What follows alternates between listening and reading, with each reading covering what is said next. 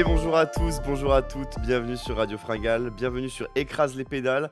Aujourd'hui, on se retrouve une nouvelle fois pour encore le même format qu'on continue à suivre depuis maintenant un an, ce format des top 10 qui vous plaît tant.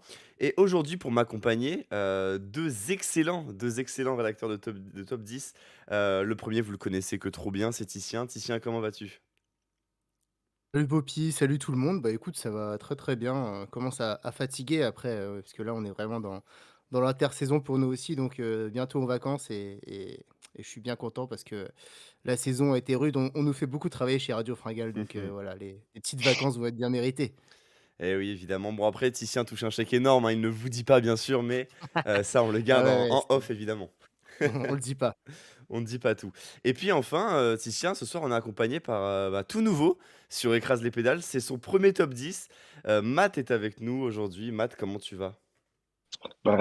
Salut tout le monde, très heureux d'être là, très heureux de participer à mon premier top 10. Surtout que le thème d'aujourd'hui est génial, donc bien content.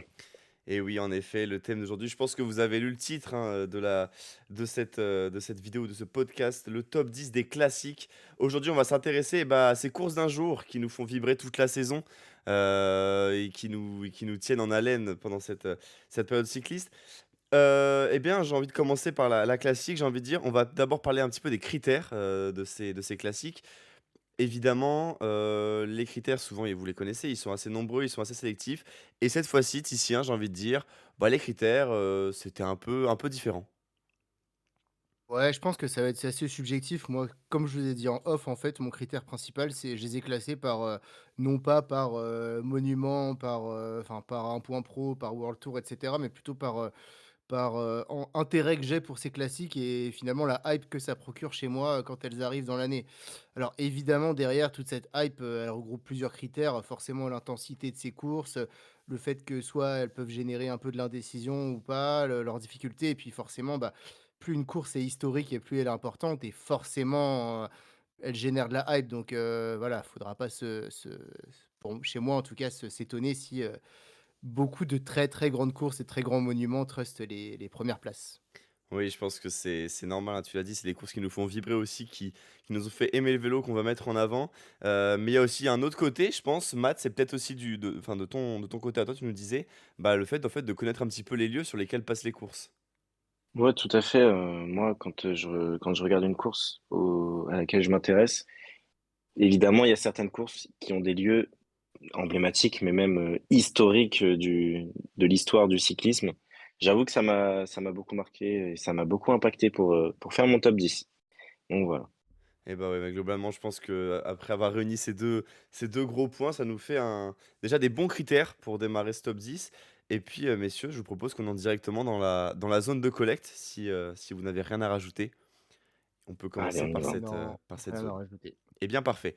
Zone de collecte, la classique, on va juste citer quelques noms de courses en fait, qui n'ont pas pu rentrer dans notre top 10 qu'on a envie quand même de mettre un peu en avant parce que voilà, on a des belles courses toute la saison et c'est pas parce qu'elles ne sont pas dans ce top 10 que les courses qu'on va citer en zone de collecte, il ne faut pas les regarder, au contraire. Il faut aussi les mettre en avant et on peut avoir de très beaux scénarios et de très belles batailles dans des courses qu'on n'a pas mis dans ce top 10. Qui veut commencer, les gars? Allez Matt, vas-y, à toi l'honneur. Allez. Allez. Moi, dans ma zone de collecte, il y en a deux que j'ai rapidement éliminées. C'est la Bruxelles Classique, pour ce très sympa à regarder, parce qu'elle est toujours hyper indécise et que j'aime beaucoup la suivre. J'ai aussi mis Paris Tour, que j'ai écarté rapidement. Hmm. Côté historique, oui, mais qui a beaucoup perdu en prestige et qui n'a plus, enfin, qui me fait plus autant de l'œil comme avant. Et après, il y en a deux qui ont vraiment tapé à la porte, c'est Loomloop et Newsblad, qui arrive en février, la première grosse course flandrienne que j'adore suivre. Parce qu'en général, c'est vraiment la course de reprise de tous les Flandriens et c'est un sacré boxon. Et puis, la Classica San Sebastian, que j'ai écarté parce que j'adore le fait que ça met en valeur le Pays Basque et tout. Mais j'ai toujours eu l'impression que c'est une course de seconde zone et que je la regarde un peu parce qu'il y a ça à regarder l'après-midi après le Tour en attendant la Vuelta slash les championnats du monde. Ouais, tout à fait. Je te rejoins, hein, sur la classique San Sebastian, je l'ai pas mis non plus. Moi, par contre, j'ai rentré Paris-Tours, on en reparlera un peu plus tard. Si je peux en citer une, que j'ai pas mis non plus, j'ai pas mis l'E3, Mmh mh. qui est aussi une très belle course, hein, qui est très intéressante à suivre et qui donne un bon état de forme, pour, par exemple, le Tour des Flandres. Et bah, j'ai pas pu la rentrer malheureusement, j'ai eu des courses qui m'ont beaucoup plus plu et malheureusement le 3 ne pouvait pas en faire partie de ce top 10. Titien, tu as une course à rajouter? Ou 2 ou plusieurs? Ouais. Alors c'est bien, on aura des classements assez différents parce que quasi toutes les courses que vous avez parlé, moi je les ai mis dans mon top 10. Oh! Donc c'est Oh! chouette. Non, moi j'ai mis 2 courses. Alors je vais vous choquer les gars peut-être, mais j'ai mis un monument en zone de collecte. Ah moi aussi, J'ai mis le Ah! Tour de Lombardie en zone de moi collecte. aussi. Bah, moi aussi Titien, le Lombardia, je l'ai écarté hyper rapidement et c'était même pas question qu'il soit dans mon top 15.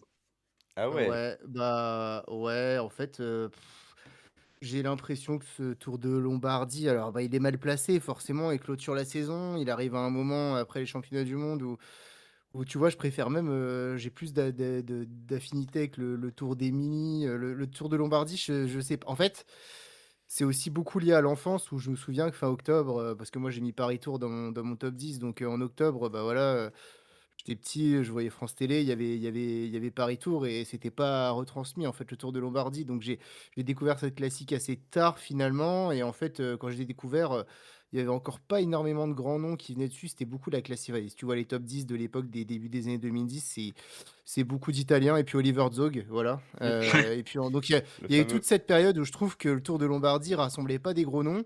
Et puis maintenant, depuis 3 4 ans, ça rassemble beaucoup de gros noms, mais bon, 4 à la suite de Pogacar, on s'en lasse assez Mmh. vite.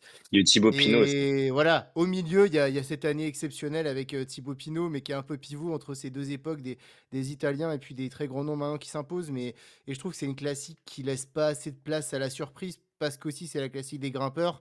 Le scénario à peu près préconçu, tu vois le profil. Et je me souviens, Poppy, quand on avait fait la preview ensemble, on s'était dit: «Bon, bah, Pogacar, il va attaquer là». Mais finalement, ça aurait pas été Pogacar. On s'est dit: «Les favoris, ils vont attaquer dans cette bosse parce que c'est elle qui est longue». Ensuite, il y a plus, enfin voilà. Grosso modo, le Tour de Lombardie, contrairement à d'autres courses où ça peut flinguer n'importe quand, c'est un peu stéréotypé, fin de saison, voilà. Et puis, manque de j'ai pas déc c'est le monument que j'ai découvert en dernier, j donc voilà, il y a tout ça fait que forcément, c'était pas loin du top 10 pour moi, mais ça a tapé à la porte et j'ai pas réussi à le faire entrer dedans. Je comprends. Moi, je l'ai quand même mis dans mon top 10. Je l'ai pas mis si haut que ça, mais j'ai quand même, voulu le mettre parce que c'est quand même c'est une course qui, moi, me plaît malgré le succès de Pogacar depuis les 4 dernières années. Moi, Heu, je sais qu'il y a un autre monument aussi qui n'est pas rentré dans mon top 10, mais oh! peut-être qu'on en parle. Ouais, on en parlera peut-être plus tard, hein, si tu veux. Laissez un peu de suspense, dans les C'est commentaires. ça, ouais. D'après vous, quel monument n'a pas mis Matt en plus du Tour de Lombardie dans son top 10?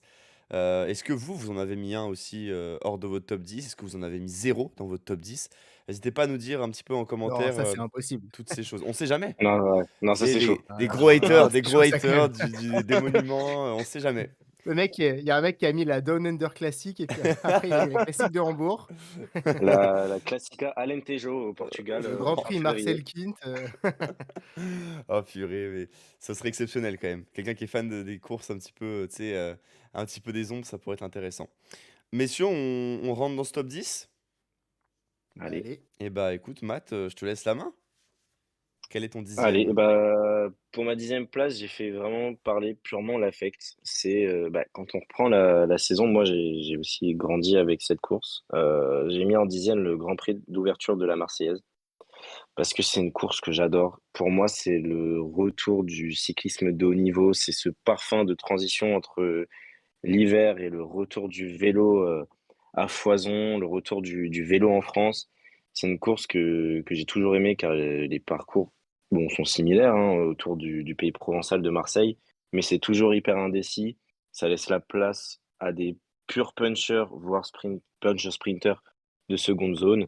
Et puis, bon, en tant qu'enfant, qui a grandi avec, la FDJ et AG2R, j'avoue que je me régalais pas mal, sur cette course-là quand j'étais petit, donc ouais, j'ai mis Grand Prix La Marseillaise, en 10e place. OK, intéressant. Pas forcément une course, qu'on entend parler, souvent. En tout cas, moi, c'est une course que voilà, j'ai déjà entendu le nom, mais tu vois, je l'ai jamais regardé. Donc ouais, super intéressant, en tout cas, un belle entrée en matière, j'ai envie de dire, dans ce top 10, de mettre en avant cette course-là. Titien, une réaction et puis ensuite, peut-être, bah, ton dixième à toi? Non, bah, t'as raison, hein, faut y aller à l'affect. Après, moi, c'est pareil, j'ai regardé les deux trois dernières éditions, mais je regarde surtout parce que je suis mort de faim de cyclisme, à cette époque-là de l'année. Il y a juste le Tour Down Under juste avant et j'ai envie de reprendre à fond les courses. Mais c'est vrai que je me suis jamais trop penché sur le Grand Prix La Marseillaise. Donc, mais les dernières éditions étaient plutôt sympas. Bah, moi, je suis un peu dans le même ordre d'idée, alors avec une autre classique qui intervient un peu plus tard, mais c'est la grande classique de rentrée dont vous avez déjà parlé, l'ancienne Moët Volk, maintenant appelée, Omloop Het Nieuwsblad. Voilà, pour moi, en fait, je la mets en dixième, pas plus haut parce que, c'est pas la plus prestigieuse, mais voilà, on sort d'une période d'un mois avec des courses de préparation, l'Algarve, la Ruta del Sol, les courses au Moyen-Orient et cetera. Mais le cyclisme fabuleux, il démarre vraiment sur cette course, l'Omloop avec la rentrée de tous les Flandriens. Souvent, c'est une course qui démarre de très loin, à près de 100 kilomètres de l'arrivée, donc voilà, ça reste quand même une course importante du calendrier, que je suis depuis très, très longtemps. Maintenant, c'est un peu ma vraie rentrée du vélo à moi, même si je suis quand même les courses avant, mais l'Homme c'est ouais, c'est hyper marquant et puis moi, ça va beaucoup être des pavés, hein, dans mon dans mon classement donc voilà, l'Homme et Newsblad, en entrée de top 10, ça me paraissait être une bonne place. Ouais, ça m'étonne pas, c'est une course qui voilà, on en entend souvent parler, les scénarios sont souvent assez sympas à regarder aussi, donc moi je te comprends Titien. Je l'ai pas mis dans mon top 10 mais j'ai mis quelque chose d'assez similaire finalement, donc on se rejoindra et je pense qu'on aura l'occasion d'en reparler. Et ben moi écoutez, en dixième on en a parlé pendant cette zone de collecte, j'ai mis le Tour de Lombardie. Titien l'a dit, ça tombe pas forcément sur une super période, voilà, en cette période d'automne où, on arrive sur la fin du cyclisme sur route, enfin, en tout cas de la saison. J'ai pas pu le mettre plus haut, je voulais quand même le mettre parce que voilà, on a souvent quand même du beau spectacle. Il y a cette édition 2018 qui est magnifique. Alors voilà, certes, maintenant Pogacar surdomine la course et je pense que le nom du monument va bientôt changer et peut-être même se délocaliser avec un départ en Slovénie. Mais en tout cas, voilà, je voulais quand même la faire rentrer dans mon top 10. Une très belle course qui en plus est dans un cadre vraiment magnifique et j'aime beaucoup. Moi, j'avoue, quand je regarde le vélo, j'aime beaucoup aussi découvrir des nouveaux endroits. Et voilà, le cadre du Tour de Lombardie, il est vraiment assez spectaculaire, je l'aime beaucoup. Et voilà, on a quand même de belles batailles et ça permet aussi voilà, de voir qui a bien géré sa saison, qui arrive en forme sur une course, on va dire, où les organismes ont déjà bien été usés. Donc voilà, je voulais le rentrer quand même dans ce top 10, le Tour de Lombardie, parce que voilà, il faut quand même rendre hommage à cette grande course. Voilà mon Tu tout dixième. dit. Voilà mon Ouais, dixième. t'as tout dit. Après, je trouve que le Lombardia pâtit aussi d'une chose, c'est les multiples changements de parcours qu'il y a eu depuis 10 ans, et je Mm. trouve que bah, ils ont un peu saccagé le parcours historique, pardon, où vraiment, bon, il y a toujours la Madonna del Ghisalo qui est vraiment le point d'orgue de la course, mais quand on regarde, rien qu'on compare avec l'édition de 2018 où Thibaut Pinot s'impose, ça n'a plus rien à voir, ça ressemble plus à grand-chose, et j'avoue que c'est compliqué. Je comprends. Ça, c'est clair que je peux comprendre. Eh bien, passons en neuvième position, messieurs, si vous le voulez bien. Et puis, Matt, bah, je te propose de nous faire vibrer. Et ben, on va aller un petit peu plus au sud de l'Europe cette fois-ci. On va avancer un petit peu dans le calendrier. On va aller en février avec une course que j'adore, un type de course que j'adore avec des chemins blancs.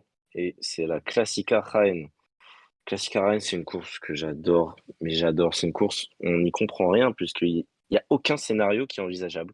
Parce que même les plus gros favoris peuvent avoir une crevaison de nulle part sur des chemins blancs qui sont hyper rugueux en Espagne. Euh, c'est une course qui se décante en général très très loin de l'arrivée parce que c'est très très punchy et il y a tous les types de coureurs qui peuvent s'exprimer dessus. C'est une course que j'ai découvert il y a pas si longtemps que ça, hein. C'est parce que c'est une course qui est très très jeune pour le coup, mais je trouve que l'idée de faire une course de chemin blanc comme ça en Espagne en début de saison, c'est absolument génial. Donc classique à Rennes et neuvième dans mon top 10. Ok, intéressant. Moi, c'est une course, je t'avoue que je n'avais jamais entendu parler de cette course. Donc, ultra, ultra intéressant. Titien, peut-être tu veux rebondir sur cette Classica Rennes qu'a mis en neuvième place Ouais. Matt? Ouais, c'est très jeune, il me semble, hein, ça doit faire 3 éditions. Cette année, Exactement. c'est Lascano qui a gagné et c'était Pogačar qui avait gagné l'année d'avant, la première édition. Je sais même pas s'il y en a eu encore avant, donc c'est vraiment tout jeune. Bah, c'est l'Estrade Bianche espagnol. C'est vrai que c'est une très, très belle course, malheureusement, pour je trouve qu'aussi la tu sens que c'est une jeune course et qu'en plus en Espagne, la réalisation parfois, c'est aussi un petit peu la la galère, mais il y a quand même du beau monde puisque je crois que si je dis pas de bêtises, c'est 2 jours avant, le Tour d'Andalousie qui est une grosse course de prépa donc ouais, c'est moi je l'ai pas mis, j'y ai pas pensé parce que c'est vraiment une course très, très jeune encore, donc elle résonne pas énormément pour moi, mais en tout cas, visuellement, c'est une super course et qui se lance de loin à chaque fois, donc je pense que d'ici une dizaine d'années, elle aura vraiment pris une place importante en début de saison et que ça deviendra une course beaucoup plus importante avec toujours de plus grands noms dans le calendrier, mais il me semble qu'en 2 éditions déjà, il y avait du beau monde donc voilà, mais Ouais, trop jeune pour moi pour que je la mette dans mon top 10. il y a eu 3 éditions pour te répondre et la OK. première c'était, Lutsenko qui avait C'est gagné en Lutsenko, c'est ça. 2022 devant Tim Ouais, Wellens. OK. Et ben, si j'enchaîne, moi je suis dans la continuité puisqu'on est aussi sur Mmh. les chemins blancs et les chemins de vigne de Paris Tour en 9e position. Alors, en fait, je l'ai pas mis dans le top 10 uniquement pour ça et c'est vrai qu'elle a perdu beaucoup en prestige, mais en fait, comment dire?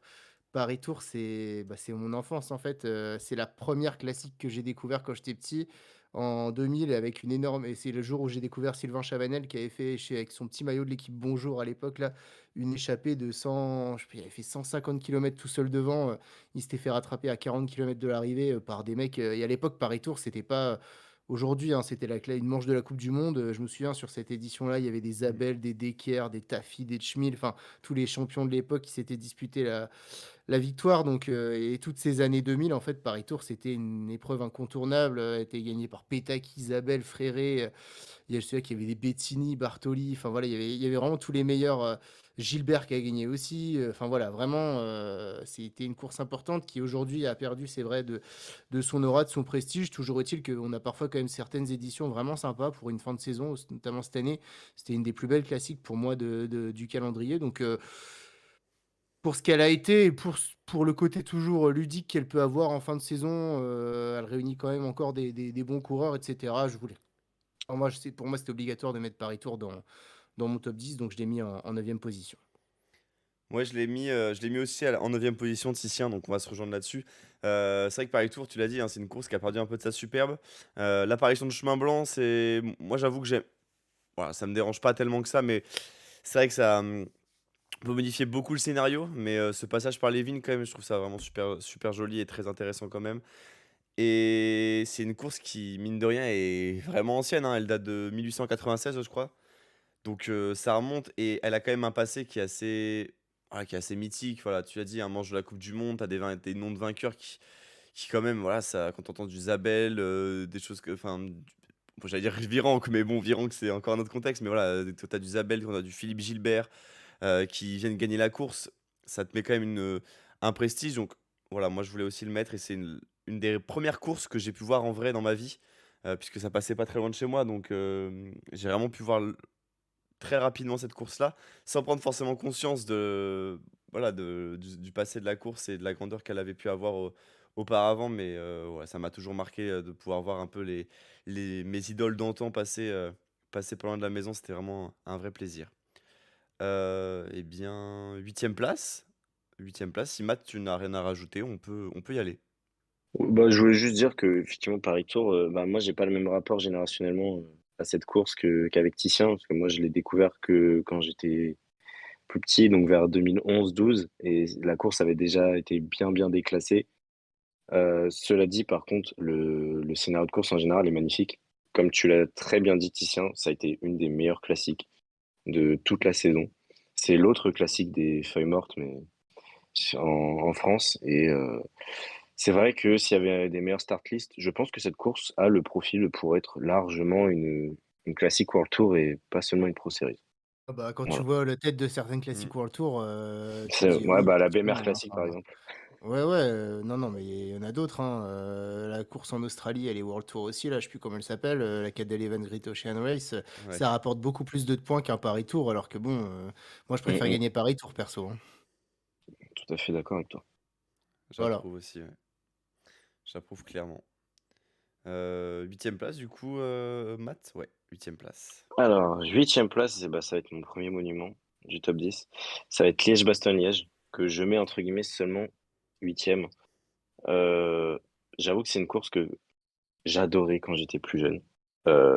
Quand j'étais tout petit, je me souviens de la victoire d'Andy Schleck. C'est un de mes premiers souvenirs vélo sur Liège-Bastogne-Liège, à l'époque où c'était l'ancien parcours, où ça se finissait avec la côte de Saint-Nicolas, où ça se décidait dans le col de la Redoute, la Roche-au-Faucon, etc. J'adorais ces versions-là du parcours. Vraiment, Liège-Bastogne-Liège, j'ai grandi avec. Et puis, bah, à partir de 2017, ils ont commencé à complètement modifier les parcours et j'ai commencé à m'ennuyer dans cette course. À l'instar du Lombardia, bah, j'avoue que bah, Liège-Bastogne-Liège pâtit en fait un peu des fantastiques sur les dernières années. C'est-à-dire on s'ennuie un peu, quoi.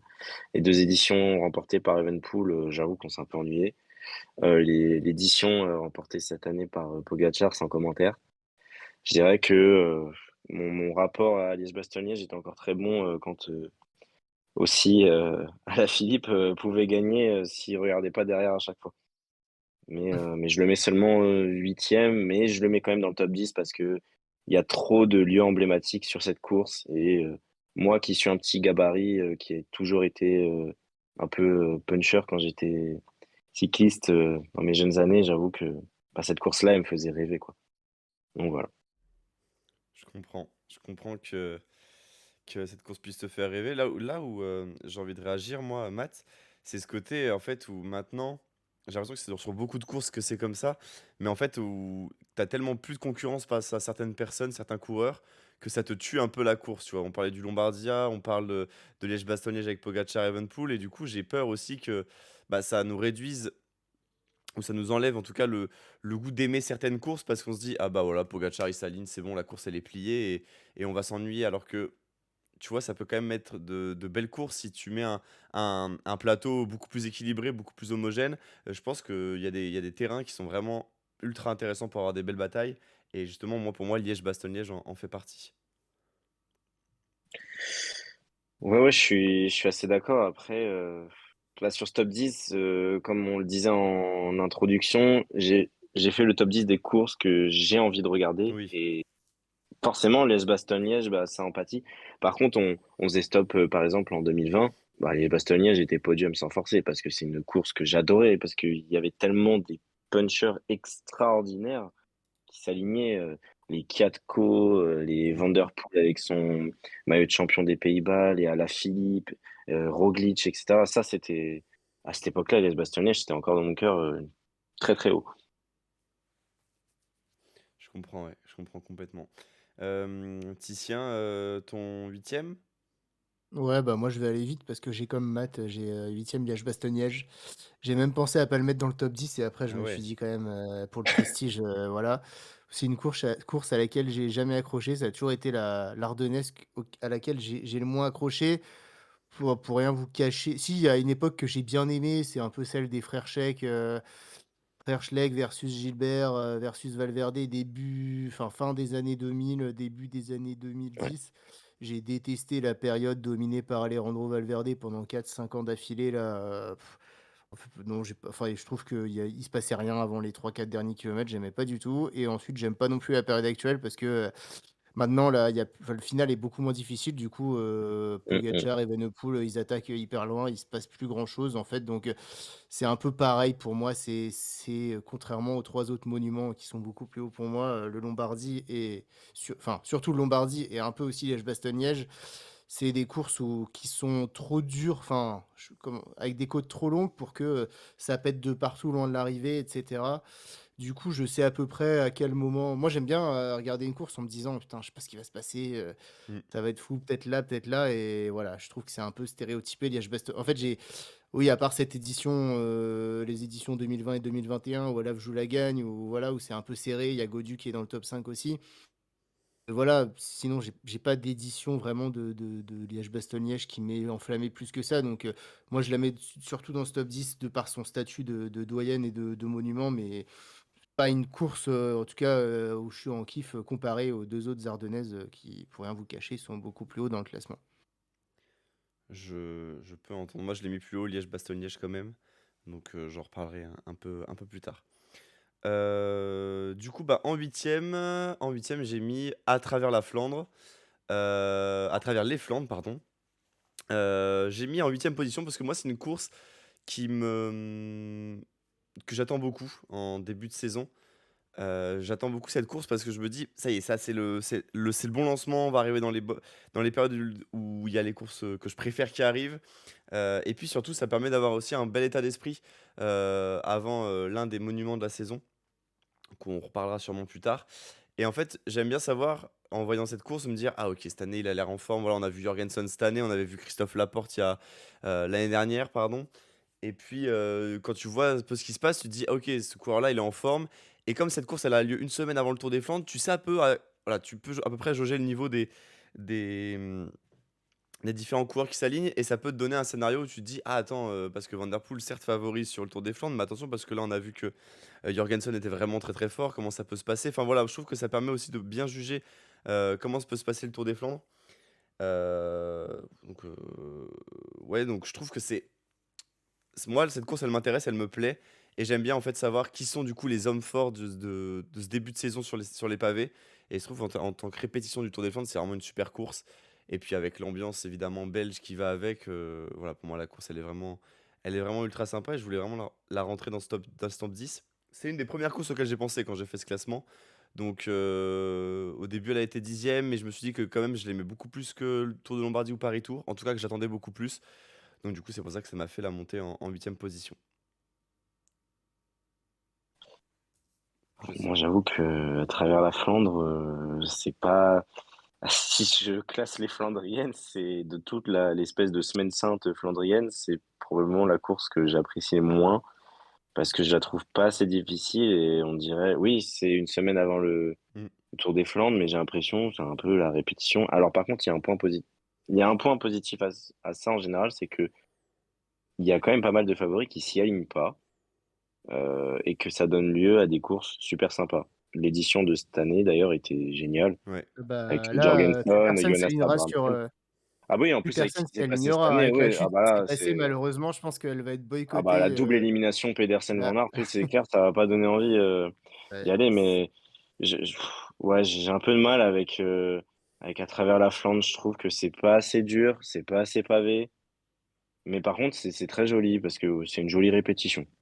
Donc ouais, moi je suis d'accord, je l'ai pas mis pour le prestige, mais je trouve qu'on a toujours des belles courses. Cette année, c'était quand même bon, il y a eu la chute, mais enfin, voilà, il y a la victoire de Laporte. Je me souviens Van der Poel ouais, qui règle Anthony Turgis. Enfin, c'est une course assez ouverte où il n'y a pas tout le monde, comme tu dis, où les monts sont loin de l'arrivée et où forcément ça génère de l'attaque loin de l'arrivée parce que si tu attends les 25 derniers kilomètres, c'est tout plat. Donc, belle classique pour moi. Après, voilà, il fallait faire des choix. Elle n'est pas dans le top 10 parce que des Flandriennes qui m'intéressent plus, mais je peux comprendre ton choix parce qu'on s'ennuie rarement sur cette course. Bah écoutez, messieurs, très bien. Ça me convient, j'ai envie de dire. Bah passons à la septième position, si vous le voulez bien. Et puis, vas-y, Matin, du coup. yes, bah pour ma 16e position, on va parler d'une course qui a été remportée par un des éliminés cette année par le Dwars. C'est Gand-Wevelgem. Euh, Gand-Wevelgem, c'est une course que, bah, pour le coup, j'adore. Parce que en général, elle est très très longue. C'est toujours minimum 250 kilomètres. Et ça, j'avoue, ça fait un peu vieux rabougri. Mais moi, j'adore les courses qui font plus de 200 bornes, qui sont dures et qui mettent à rude épreuve les coureurs. C'est une course en général où c'est vraiment là, on est purement dans les terres flandriennes. Du coup, en général, il y a beaucoup de vent. Et en général, c'est beaucoup des courses avec des bordures aussi.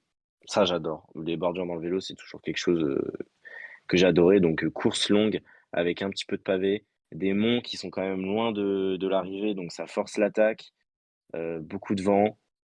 J'avoue que cette course-là, elle pouvait pas monter plus haut non plus parce que c'est pas non plus la meilleure course de la saison, mais j'aime trop cette course pour ne pas, enfin pour la mettre en dessous de la 7e place. Ouais, je suis d'accord. En vrai, avec les conditions souvent qui sont assez dantesques, avec, bah, tu l'as dit, hein, le vent ou même parfois l'apparition de la pluie, ça rend la course ultra intéressante. Et comme elle est très ouverte en termes, on va dire, d'environnement, ça peut créer aussi de belles situations de course. Ouais, je suis d'accord aussi, je l'ai pas mise, parce que beaucoup d'arrivées, des années 2000 où j'ai découvert cette course arrivait au sprint, mais depuis elle s'est pas mal ouverte et c'est rare, maintenant que ça arrive au sprint donc mais je me souviens, il y a une grosse période, ouais, ça se jouait quand même au sprint et aussi, moi je l'ai pas c'est pas une classique que j'ai beaucoup aimée au début parce qu'elle était placée, entre le Tour des Flandres et Paris-Roubaix jusqu'aux 2 Mmh. années 2010. En tout cas, c'était ça dans les années 2000 et du coup, il y avait peu de grands coureurs qui s'y alignaient. C'était un peu la course de rattrapage des Flandres. Enfin, tu as l'impression que c'était des mecs qui la gagnaient et qu'on n'allait pas voir, ni aux Flandres parce qu'ils étaient pas assez forts pour gagner ça et ni à Roubaix parce qu'ils allaient trop fatigués donc voilà. Mais c'est clair que depuis quelques années, elle est devenue, très, très chouette et bah, écoute, moi en septième position, un nouveau monument. J'ai mis Milan-San Remo, en septième position. Mmh. Heu, 7e position, parce que c'est chiant quand même, hein. Parce que c'est très chiant pendant 5 heures. Alors, je m'inflige pas ça heureusement, je me bloque pas mon samedi ou mon dimanche pour, pour regarder ça, mais par contre, ouais, ces 30 derniers kilomètres là, ces 45 dernières minutes de course, bah, je suis scotché parce que même s'il se passe rien dans la Cypressa, à chaque fois on se dit: «Il va se passer des choses» et il y a toujours ce petit espoir, il y a toujours un mec qui va péter, il y a toujours cette tension et j'observe toujours les signes chez les coureurs de est-ce qu'il y en a un qui a pas l'air bien et cetera et puis cette montée du Poggio un peu hyper haletant, on sait qu'il y en a un qui va mettre son enfin voilà, c'est cette tension des derniers kilomètres et puis, bah, Milan-San Remo, qui a remporté, 2 éditions de Milan-San Remo depuis les années 2000. Je crois qu'il y a Zabel qui a fait, 2000-2001, il me semble.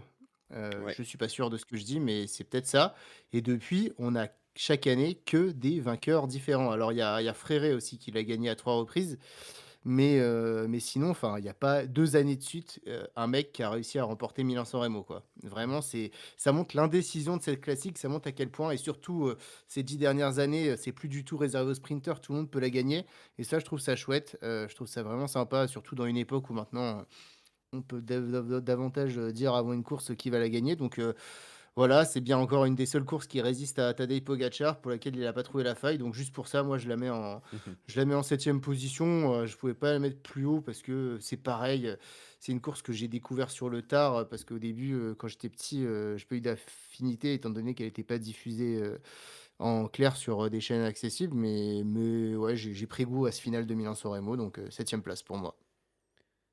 Clairement, là où je te rejoins, Titien, c'est les vainqueurs différents. Quand tu regardes les 3 derniers vainqueurs, tu as un sprinter, un puncher et un super descendeur. Bon, Matej Moric, c'est quand même un peu un puncher aussi, mais tu vois, c'est 3 profils Ouais, tu eu extrêmement Nibali, différents. quoi. Nibali aussi qui a Sans gagné. oublier Baroudeur, Steven aussi. Ouais, enfin, Ouais. tu tellement de profils et surtout ça se gagne de tellement ça peut se gagner de tellement de manières différentes que c'est ultra intéressant comme course. Mais j'en rajoute pas plus, on en parlera un petit peu plus tard. Ah bah moi on Hem, n'en parlera pas du tout. Voilà, je te oh! coupe. Voilà, C'était donc c'est le celui-là. monument que c'est donc Milan-San Remo. Parce qu'en OK. fait, je vais rebondir Vas-y, juste vas-y. avant de te laisser, la parole. Si je veux regarder 45 minutes de vélo à haute intensité, j'attends octobre et je regarde du cyclo-cross, quoi. Non, Milan-San Remo, je m'ennuie. Alors oui, c'est super, voilà, c'est en mars, c'est la primavera, on est tous contents et tout, mais il y a tellement d'autres courses en mars qui me font plus, kiffer que Milan-San Remo. Oui, il y a la diversité des vainqueurs, mais aussi, bon, il y a aussi cet affect-là que j'ai été un fanboy absolu dans ma jeunesse de Peter Sagan et que ce monument s'est toujours refusé à lui, donc je déteste cette course. Alors que pourtant, ça aurait pu tellement lui Ah sied ouais, si mais bien. c'était la course qui lui convenait, Ah j'ai ouais, jamais compris. clairement, mais clairement. OK, eh bien je je comprends. Beh, écoutez, moi en 7e, j'ai mis l'Amstel Gold Race. Mm. Je l'ai mis que ici. C'est pas une course que j'en ai entendu parler la première fois, après la victoire de Van der Poel, cette fameuse victoire où il ramène tout le Ah monde oui, littéralement Oh Philippe. là et voilà là, Philippe et À la Fuglsang, Philippe, ils bien incroyable. sûr, s'endorment là. bien sûr, bien sûr. Exactement. Et j'en Ah, avais le entendu sketch. parler, voilà, c'est un sketch et j'en avais entendu parler et j'avais été regarder curieusement et depuis, c'est vrai que c'est une course que j'aime beaucoup. La victoire, la presque victoire de Cosnefroy là, il y a 2 ans, que ça m'avait frustré à un point et je me suis dit: «OK, bon cette course-là, je pense que je la regarder tous les ans parce qu'à chaque fois, il y a quand même un scénario qui est assez incroyable qui peut se passer et même dans les 500 derniers mètres de la course, tu sais toujours pas qui peut gagner». Donc pour le coup, c'est vraiment une course qui est très appréciable, qui est très en fait, elle est simple à regarder, j'ai envie de dire. Tu peux facilement, tu vois, quelqu'un qui aime pas le vélo, tu peux facilement le mettre devant l'Amstel Gold Race et je pense qu'il arrivera à aimer la course, tu vois. Donc, je trouve que c'est une course qui est ultra accessible et ouais, qui est vraiment, bah, en fait, simple et très agréable à regarder, comme je l'ai déjà dit. Et surtout, voilà, je pense que des classiques ardennaises, c'est pas celle que j'ai mis le plus haut, mais bizarrement, c'est peut-être celle que j'ai le plus de facilité à regarder. Donc, j'avais envie de la mettre ici. Les courses de devant me font quand même un peu plus rêver et peut-être aussi un peu plus vibrer, donc c'est pour ça que j'ai pas pu forcément la mettre plus haut. Il y a des choses, pas forcément qui me l'ont fait, reculer, mais les autres courses de devant m'ont plus fait dire: «Je préfère regarder cette course-là, cette course-là, cette course-là» et au final l'Amstel, s'est retrouvé bien en 7e place. Voilà, je sais pas si vous l'avez mis du coup, mais j'imagine que oui. Oui, Heu, et on va en parler très rapidement. OK et bah, Moi, ce sera beaucoup, beaucoup, beaucoup plus haut. il l'a mis en 0. Oh! C'est vraiment plus haut, hein. Voilà. Et bah, du coup, très bien et bah, si, Matt, veut nous faire le privilège de nous dire son sixième. Eh ben, on va enchaîner parce que mon sixième, c'est l'Amstel Gold Race. Heu, Là, c'est une course que j'adore. Mais j'ai l'impression que ça monte, ça descend tout le temps pendant 250 bornes. Alors en plus, il y a eu des éditions extraordinaires où il y avait du vent, en plus. Alors là, c'était mais n'importe quoi. C'est une course qui, bah, pareil, c'est hyper indécis et puis moi, l'Amstel Gold Race, je l'ai découvert en 2011. J'étais petit, bah, je faisais du vélo comme je disais tout à l'heure et je me cherchais un peu une idole, punchy et puis j'ai découvert Philippe Gilbert et alors là, c'était la grande année Philippe Gilbert, enfin la grande époque Philippe Gilbert plutôt 2010, 2011, 2012. Ah, 2011 Heu, surtout, c'était l'année de 2011, c'est fou là. n'importe quoi 2011 Philippe Gilbert, et Ah, c'était puis, incroyable. j'ai adoré cette course à partir du sacre de Philippe Gilbert qui en plus, enfin, c'est une course aussi qui s'est refusée à Alejandro Valverde, coureur que si on faisait un top 10 des coureurs que je déteste le plus est très, très haut. Et puis, ouais, il y a aussi cette tradition. Bon, maintenant, ils le font plus en 1 litre, si je dis pas de bêtises. Maintenant, c'est plus qu'en demi, c'est en 25. Mais, il y a cette tradition évidemment avec le sponsor, Mmh. éponyme de la course, de boire une grande pinte. Enfin, c'est une course que j'adore. Il y a tellement d'éditions, enfin, magnifiques. Tu en parlais juste avant, mais l'édition remportée par Van Der Poel en 2019, si je dis pas de bêtises, je crois, c'est son deuxième jour de course de sa carrière sur route à Van Der Poel en 2019. Et il gagne directement à l'Amstel. Donc forcément, c'est un truc de fou. Enfin, c'est une course qui est incroyable. C'est pas la meilleure flandrienne à mes yeux. Ardennaise, pardon. Mais elle pouvait pas rentrer dans le top 5, mais sixième, c'était la place parfaite parce qu'il y a tout. Enfin, c'est tellement punchy. Je dirais que petit bémol, les deux dernières éditions ont été un peu chiantes à mourir, cela dit. Mais voilà.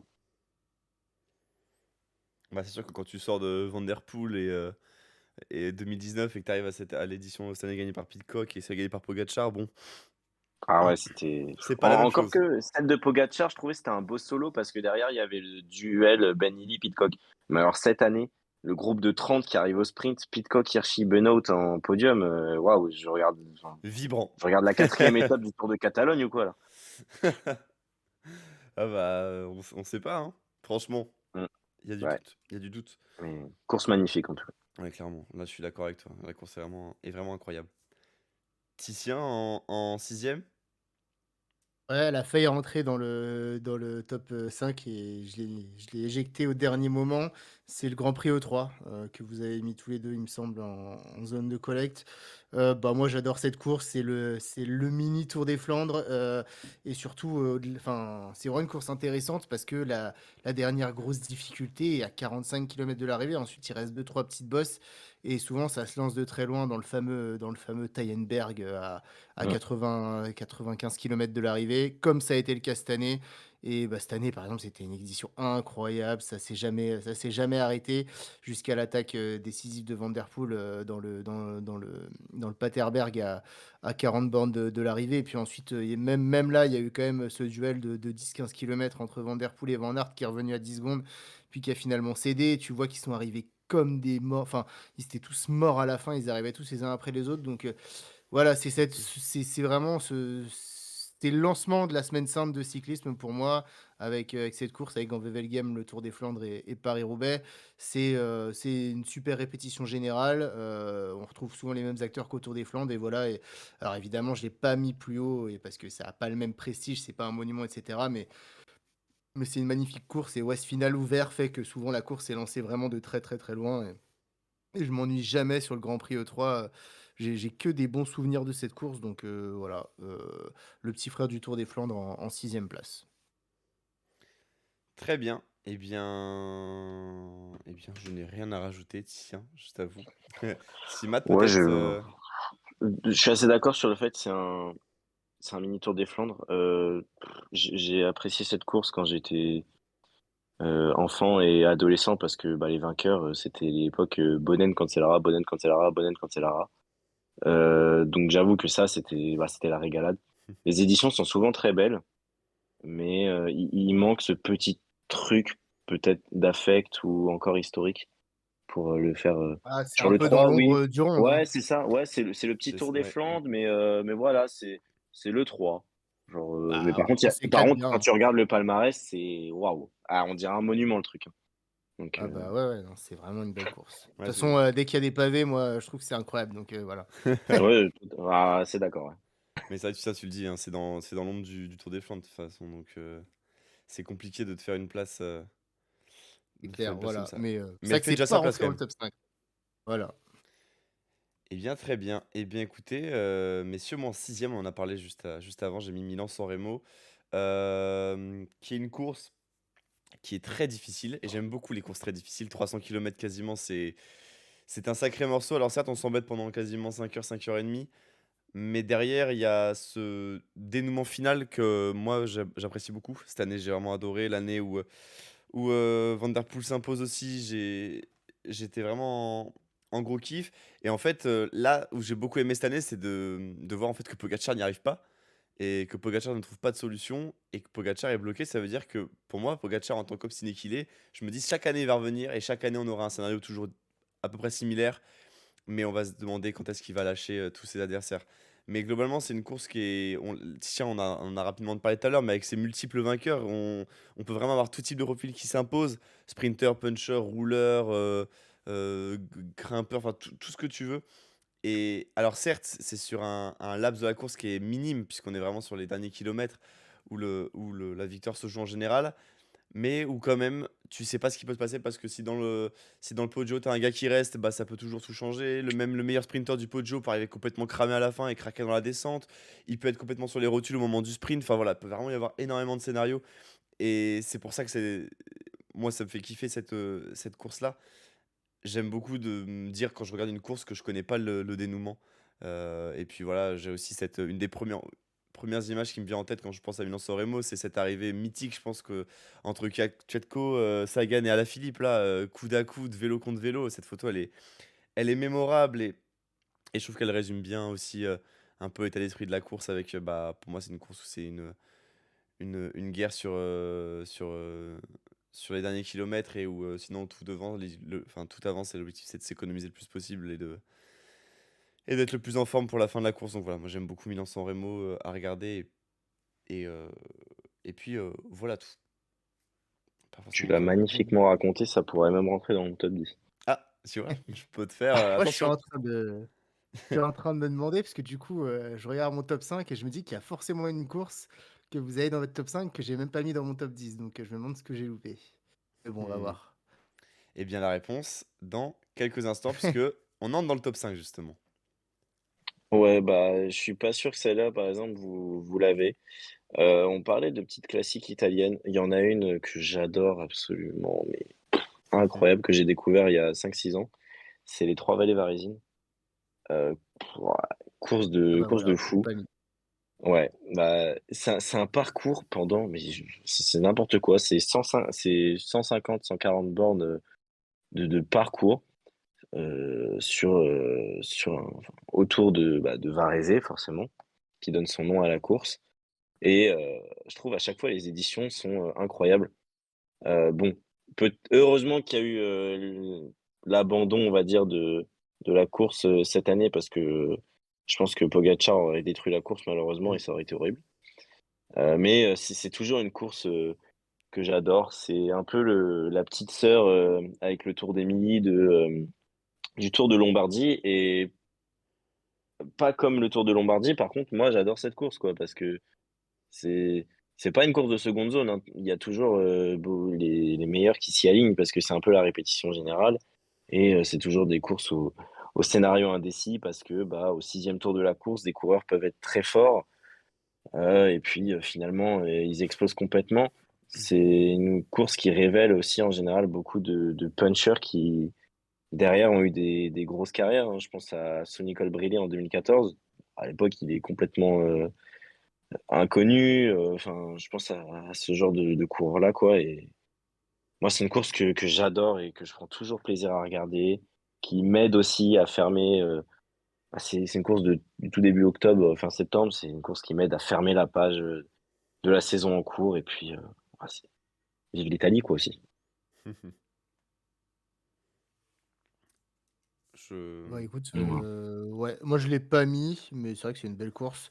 Mais c'est pareil pour moi, j'ai du mal à rentrer dans mon top 10 des courses, de début octobre, même si elles sont très, très sympas, surtout moi c'est le Tour d'Émilie que j'adore, mais ouais, j'ai pas je commence à être un peu sorti de la saison, donc c'est peut-être mmh. pour ça aussi que j'ai moins d'affect pour cette période. Cette course, elle arrive au mois de mars ou au mois d'avril, je pense que c'est un Ouais. toute autre chose, hein.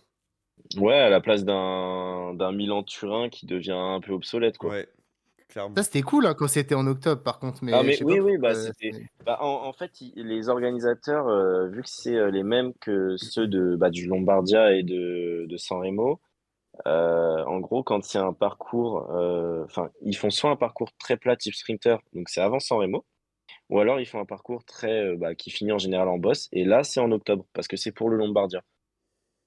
Mais bon, il y a tellement de courses maintenant que c'est plus trop viable Oui. maintenant, je pense qu'ils doivent faire soit l'un soit l'autre, quoi.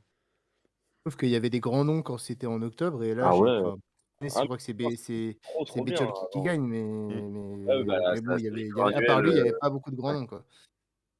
Ah ouais, Ouais. non, mais c'est vrai que c'était une course très sympa avant, ouais, Milan, tu vois. Ouais. Et bah, moi du coup, ça te va si j'enchaîne, Poppy? Mais évidemment, vas-y.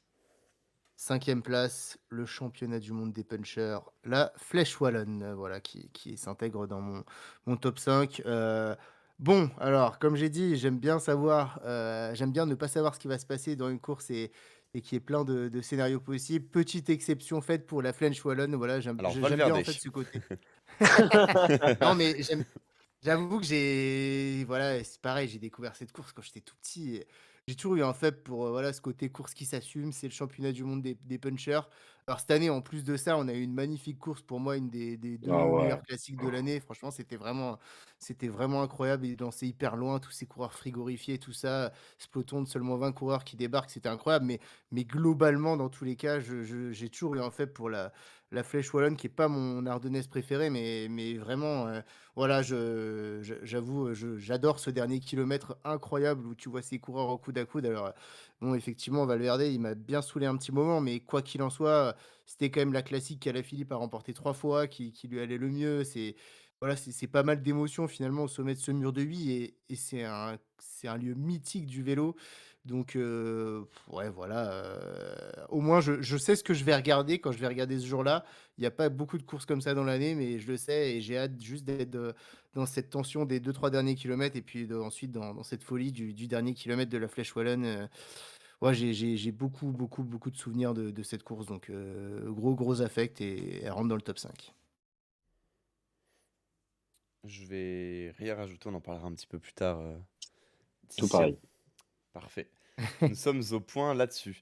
Moi en 5e, j'ai mis une course voilà, que je trouve vraiment incroyable, qui a un finish, pour moi, héroïque, magnifique, aussi bien beau que haletant. C'est les Strade Bianche, que j'ai mis dans mon top 5. Je voulais les rentrer. Je pense que c'est Ah l'une bah, des ouais, cou quand même. ouais, Ah c oui, bah oui. Ah oui. bah oui, Ah oui. d'accord. Non mais en fait, Ah oui, oui, oui. vous les avez pas mis? Ah Ah bah si. si! Ah OK, OK, Ah bah si, mais non, d'accord, évidemment. je sais pas, j'ai cru que vous moquiez de moi. Non, pas du tout, non, mais c'est plus haut même. OK, OK. Bah, moi, je l'ai mis en 5. Je trouve cette course déjà magnifique. Je pense que c'est l'une des 3 plus belles courses de l'année en termes de beauté. Pas forcément dans le scénario, hein, mais vraiment en termes de voilà, de ces chemins blancs, voir la poussière qui se soulève derrière les roues. Tu arrives pas forcément à distinguer parfois les attaques. Tu as un dénouement de course qui sont exceptionnels et puis cette dernière montée, que dire? C'est les les les photos que tu peux prendre là-dedans, enfin, c'est magnifique, le coureur en plein effort, dans ces rues étroites, dans des pentes à 15-20, c'est exceptionnel, je trouve. Et en plus de ça, on a souvent des scénarios qui sont assez incroyables sur les Strade Bianche. Je me souviens de l'année de la victoire de Pidcock, si je dis pas de bêtises, où tout le monde essayait un peu d'attaquer, tout le monde essayait de prendre un peu son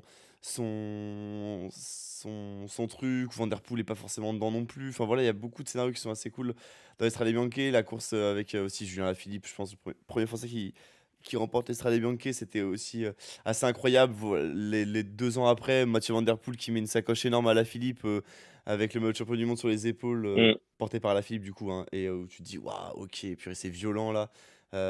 C'était vraiment, assez exceptionnel et puis souvent, c'est des arrivées en fait, moi quand je regarde les Strade Bianche, ou en tout cas du souvenir que j'en ai, c'est très peu d'arrivées groupées et au final, tu as genre 2-3 coureurs qui sont là, où ils arrivent en tout cas au compte-gouttes et je trouve ça trop cool en fait d'avoir une arrivée où tu peux, voilà, tu peux savourer un petit peu chaque coureur et aussi ce côté où, bah, voilà, tu dans le mur final, tu es livré à toi-même complètement après, quasiment 200 kilomètres d'effort, je crois. C'est exceptionnel, franchement, je trouve ça vraiment trop bien et voilà, je t'ai dit, hein, déjà la beauté de la course, avec ces chemins blancs et ces paysages italiens en Toscane, je trouve ça vraiment incroyable donc ouais, Strade Bianche, je le mets en 5e, je pense qu'on en reparlera un peu plus tard Oui. aussi et Oui. quand on aura le temps de faire l'éloge. Messieurs, rentrons dans le top 4. Qui n'est pas monté sur votre podium de ce top 10 des classiques? Ah, c'était dur, mais bon, moi, je vais rebondir parce que j'ai le cinquième de Tien. J'ai le championnat du monde des sprinteurs à la Flèche Wallonne. Euh, quelle course! Quelle course incroyable! C'est le mur de Huy déjà. Je parlais de lieux mythiques. Le mur de Huy, c'est un des lieux les plus mythiques de l'histoire du vélo. C'est un mur, c'est tellement imposant, c'est tellement incroyable.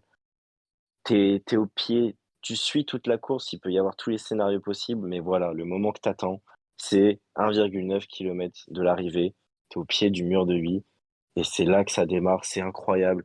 T'as des mecs qui commencent la montée à fond, tu crois qu'ils partent, ils tapent dans le lactique et tout, mais en fait non, ils se font passer devant et ils dandinent des épaules et finalement c'est juste, mais cette course est incroyable. Alors en plus, cette année, on a eu, mais je pense on en reparlera dans les années à venir. C'est une des éditions les plus légendaires de la Flèche Wallonne. Enfin, les conditions, mais apocalyptiques, plus le final de la course avec Stephen Williams qui a deux doigts de se faire sauter sur la ligne par Kevin Vauquelin. C'est une course aussi qui a souvent réussi aux Français. Euh, Pas forcément pour la victoire, évidemment, on retient Alaphilippe, mais il y a toujours eu des belles places d'honneur des Français hein, sur la Flèche Wallonne. C'est sûr que ça aide. Et puis, moi, j'ai un affect particulier avec cette course parce que le mur de Huy, c'est 1,9 km très, très pentu. Là où j'ai grandi, en région parisienne, il y avait une côte qui faisait 2 kilomètres. Bon, pas exactement les mêmes pourcentages, mais qui étaient très similaires. Et j'avoue que moi, sur mon petit vélo, j'essayais de faire pareil qu'eux, à faire 2 kilomètres à fond, à me tuer les cuisses complètement en feu. Et cette course, elle est extraordinaire parce que à aucun moment tu peux savoir le vainqueur, quoi. Sauf l'année dernière. Mais à aucun moment tu peux savoir le vainqueur sur cette course. C'est juste génial, quoi. Je pense qu'on a tous eu dans notre ville ou dans notre village le mur de vie, mais local, tu vois? Où on allait se Ouais, buter, mais tous, c'est ça qui est mythique, en fait, mais c'est que oui. cette course, elle est vraiment c'est international. On a tous on s'est approprié le principal lieu de cette course et Mmh, ça, c'est ouais, elle est mythique cette course. clairement. je suis d'accord. Je l'ai mis un peu plus haut, donc on en parlera un peu après. Titien, oui, t'avais mis la Flèche Poil en 5, et ben du coup, Titien, qui n'est pas entré dans ton podium? Ben, l'Estrade Bianche, quatrième position pour l'Estrade Bianche. Après, je vais pas redire, tu as donné tous les arguments. C'est quand même pour moi la course où tu peux avoir tous les profils de coureurs qui se battent pour la victoire. Je me souviens de cette édition 2021 qui est pour moi la plus mythique d'Estrade Bianche, avec un groupe qui s'isole à 40 km de l'arrivée. Mm, Pitcock, de Van loin. Aert, Van Der Poel, Pogacar, Bernal et Michael Gogel également qui avait réussi à se joindre à ce petit monde qui était L'homme des spécialiste de Strade cette Bianche. épreuve. Mais c'était vraiment incroyable. Enfin, non, mais c'est incroyable cette minace de Van Der Poel dans le Tolfe là, à 10 km de l'arrivée. Enfin, la victoire de Julien Alaphilippe, Romain Bardet qui finit deuxième sous la boue avec une des seules victoires de Tige Benoît dans toute sa carrière. Kwiatkowski qui dépose Sagan dans le mur final à Sienne. Cancellara, un coureur un peu lourd comme Cancellara qui va gagner cette épreuve. En fait, chaque année, ça reste un très grand nom du vélo qui remporte cette course. Vraiment, c'est tout le temps, tout le temps, tout le temps un grand nom. Kwiatkowski l'a gagné 2 fois. Pogacar l'a gagné 2 fois. Voilà, Van Cancellara Der 3 Poel l'a fois. gagné. Van Aert l'a gagné. Cancellara. Enfin, c'est une course qui a mis 2-3 ans un peu à se lancer. La première édition a eu lieu en 2007.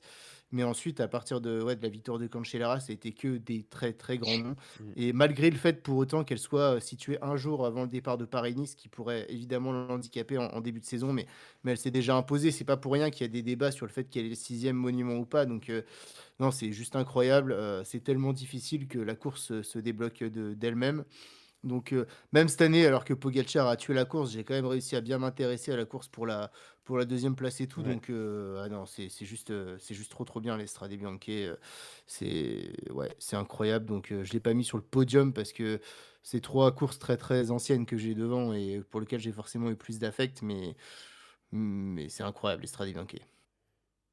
Je comprends. C'est vrai que quand tu regardes le tout début des Strade Bianche, ça fait pas rêver. Donc quand tu compares l'édition où tu as Van Der Poel à la Philippe Bernal en 2021, à la première édition où tu as Kolobnev, Ljungqvist et Ralilov, bon, tu sens que la course a un peu évolué en termes de plateau. C'est C'est clair. vrai, bah Et c'est qu'elle a pris clair. sa renommée et qu'elle a été, en tout cas, qu'elle a su se faire sa place, j'ai envie de dire même.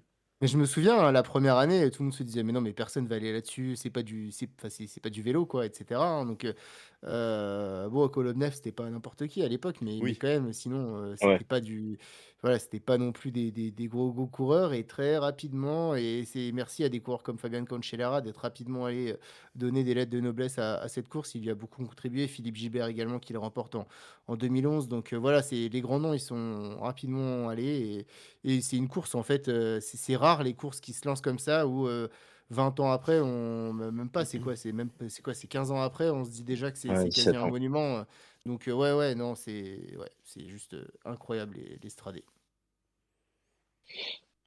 Nous Je sommes. compléterai un petit peu plus tard. D'accord. Ouais, je me doute bien, Matt, et que tu feras une magnifique éloge. Du coup, mon quatrième, on en a parlé déjà avant, j'ai mis Liège-Bastogne-Liège. En fait, j'ai le souvenir, quand j'y ai pensé, j'ai le souvenir de cette attaque stratosphérique de Remco Evenepoel quand il met Ah oui, une sac. Je pense que c'est une des attaques que j'ai regardé le plus de fois en replay, tellement ça me choquait. En plus, elle était belle en il plus. attaque tellement fort que je crois qu'il manque de tomber ou tu sais, il fait un petit Ouais, c'est écart et ça, ouais. tout. Ah Et Il je ouais, me se dis, ouais, faisait ouais. chaud à moitié, ouais. ouais, c'est ça. Et Ouais. je me dis, mais le mec, c'est à ce moment-là, c'est un vrai buffle, quoi. Genre, personne ne pouvait l'arrêter. Et mine de rien, c'est quand même une course qui a un parcours vraiment atypique, qui propose, voilà, certes, souvent, oui, en ce moment, on a Pogacar et Evenepoel, mais on a quand même des scénarios qui, en tout cas, pour moi, sont propices à amener des belles courses. Après, voilà, c'est un peu le même.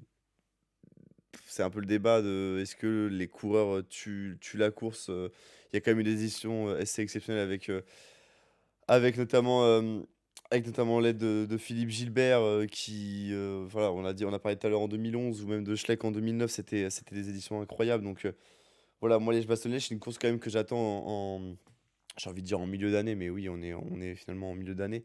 Euh, c'est une course quand même que j'attends qui, pour moi, a toujours de quoi un peu me faire rêver en termes de scénario. Voilà, voir des attaques comme Remco sait faire, ou comme Poggi peut faire. Alors certes, Poggi, c'est encore différent puisque là, d'où il attaque à chaque fois, bon, on sait que c'est plié, mais voilà, derrière, ça offre beaucoup de possibilités et c'est une course qui est très usante. Et moi, j'aime beaucoup les courses qui, en fait, vont user l'organisme et où à la fin, bah, c'est clairement le plus fort qui s'impose et qui... Et je trouve que Liège-Bastogne-Liège rend bien honneur à ce genre de choses. En tout cas, ces scénarios-là. Donc voilà, mais on a déjà beaucoup parlé, donc je ne vais point m'éterniser sur Liège-Bastogne-Liège.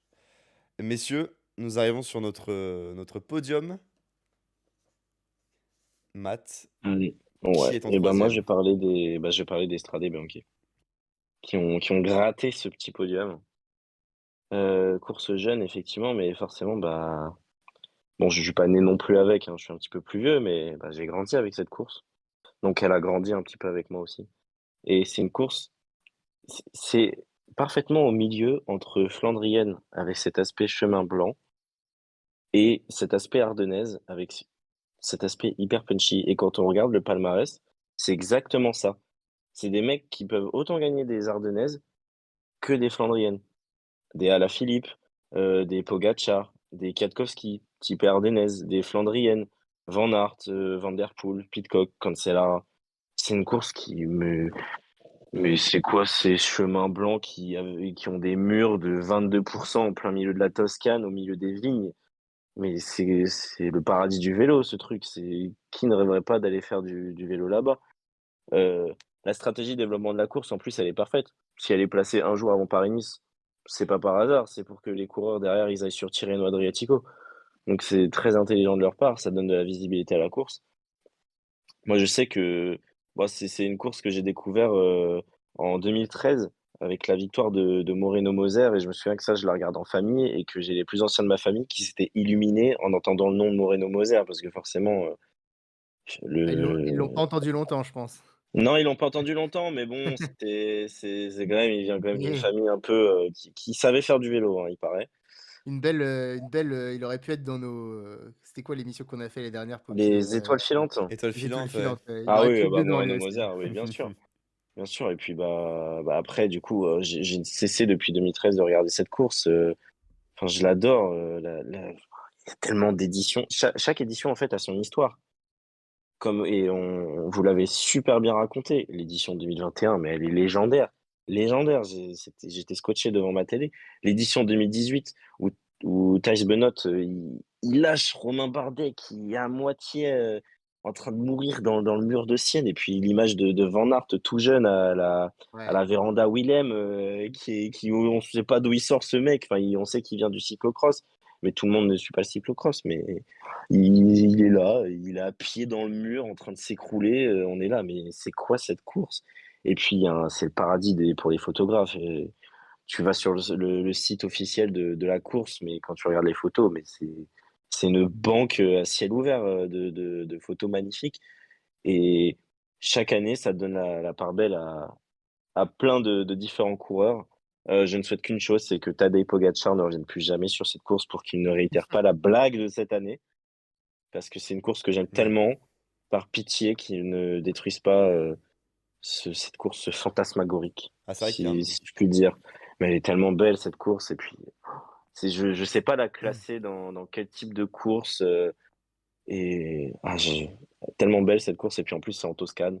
J'avoue que pour y être allé quelques fois en vacances avec mes parents, c'est un pays d'Italie que j'aime particulièrement, donc ça me marque d'autant plus. Je pense qu'un gars qui découvre Israël Bianchi cette année, je pense qu'il est pas très Oh mon Dieu, le pauvre. il Oh est bah pas le dans le pauvre. top 10, hein.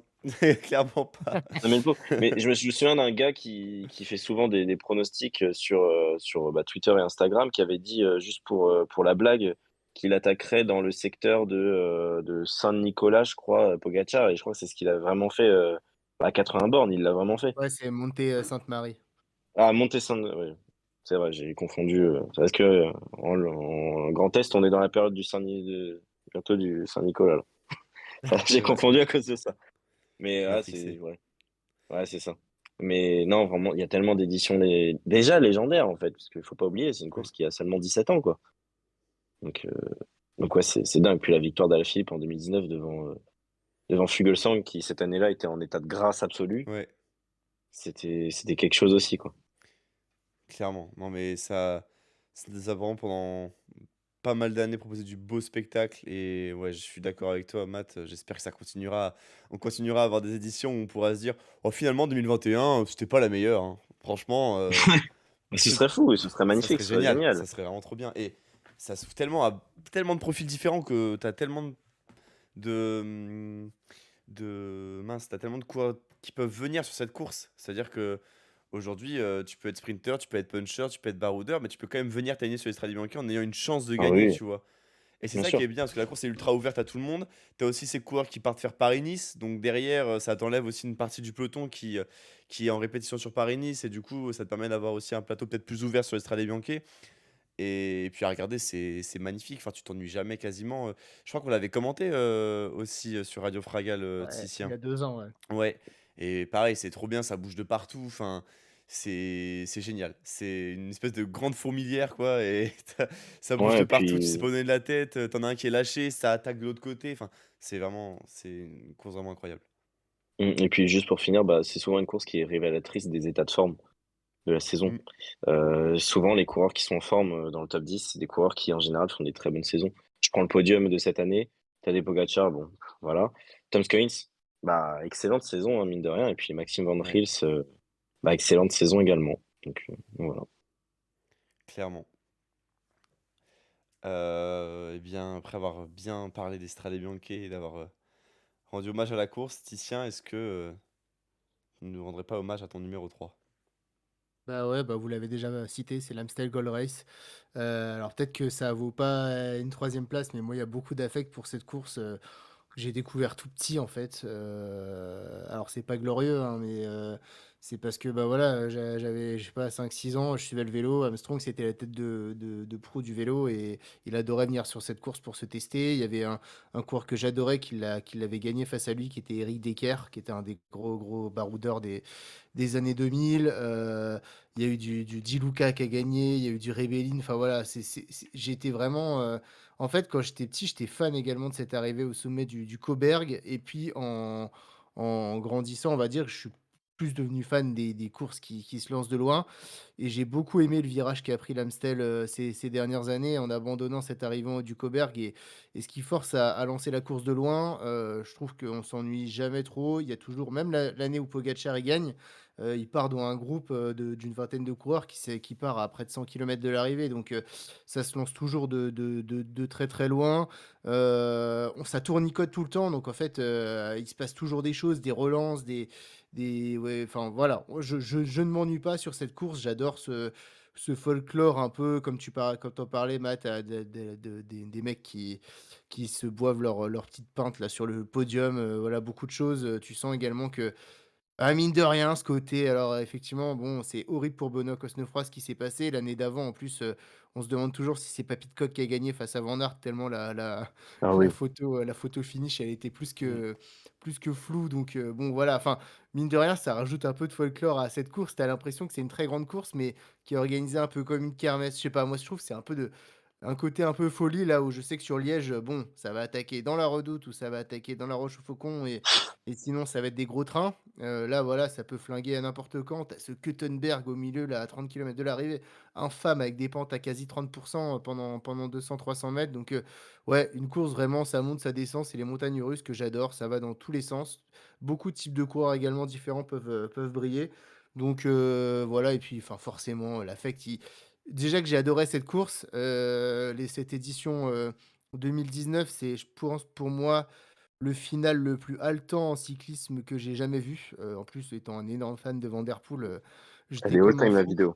Elle est all-time, Heu, le ouais, ouais, finish, il est all-time. ouais, Clairement. c'était enfin voilà, c'est un truc de fou ce qui s'est passé ce jour-là, je m'en remettais pas, c'était incroyable. Donc voilà, tout ça pour dire que pour des raisons qui restent quand même objectives, c'est une très, très grande classique. Pour moi, elle aussi, elle pourrait, facilement, taper à la porte d'être le 6e monument et pour des raisons, très, très, subjectives, d'enfance, de voilà, j'adore cette course donc je l'ai mis en 3e position. Eh bien, tiens, écoute, après ton discours, j'ai envie de la remonter, tu vois. Donc, Non, forcément. C'est vrai, on moi va aussi, regarder. j'ai envie de l'intégrer dans mon top 5, la pauvre. Ah, Eh elle est ouais. là en Non, sixième non, place. Qu'est-ce que mais t'as fait, Matt? C'est cruel. Ouais. Non, mais évidemment. Évidemment. Puis 2019, bon, on n'en parlera pas assez. Clairement, on n'en parlera pas assez. on pourrait Euh, faire un top 10 aussi des bourdes de Julien Alaphilippe, hein, même si on adore Oh Oh ouais, Julien bah. purée, Alaphilippe, oh purée. Ah, il nous après, en a la fait pire, quand c'est même des Liège. belles, hein. La pire, c'est Liège. Ouais, La Liège. pire, c'est Liège. La Ouais, C'est pire, la c'est pire. la Liège. course lui était acquise, Mais hein. j'étais comme un Ouais. fou Bah ouais. devant ma télé. J'étais en mode, mais c'est pas possible, il le fait exprès. Après, il aurait été, je pense que même s'il avait gagné, il aurait été reclassé avec son écart Ah, sur Marc Hirschi. Donc, puis c'est sur San Remo qu'il fait la même chose. Une édition de San Remo, il fait la même chose. Donc, ah ouais.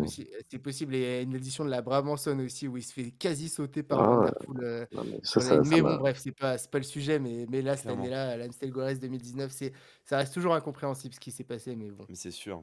C'est sûr. Eh ben, écoutez, messieurs, moi, sur mon podium, on en a parlé un petit peu avant aussi. J'ai mis la flèche wallonne.